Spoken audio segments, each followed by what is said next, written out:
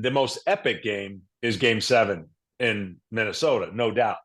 Kirby Puckett was at the plate, and I had my way with, I think I'd struck him out twice or got him out, and I know I got him out twice, and I felt like I could handle him first and third, one out. And when he came out to the mound, I was in like almost shock, like, you can't take me out now.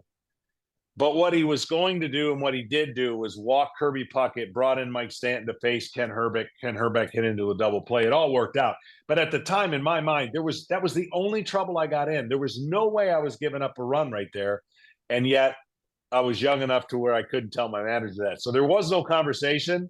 It was quick hook and good job. And I walked off and kind of like, that was it. We were all tired.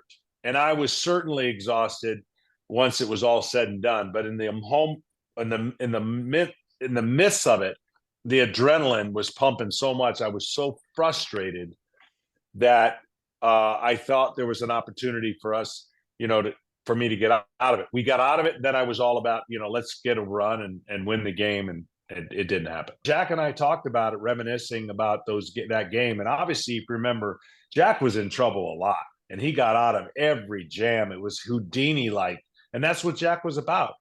I never had a negative thought, and I was in trouble a bunch. And I never thought a negative thought. I never thought, oh my gosh, I'm in trouble. I said, all right, this pitch is going to go from my hand to that corner. He's going to hit a brown ball over to Kent Herbeck, and we're going to get a double play. And we did. Our team, it was progress, little steps all along the year, from starting out pretty bad to a world championship team. And the camaraderie and all the things. But for me personally, I think I fell right in step with that.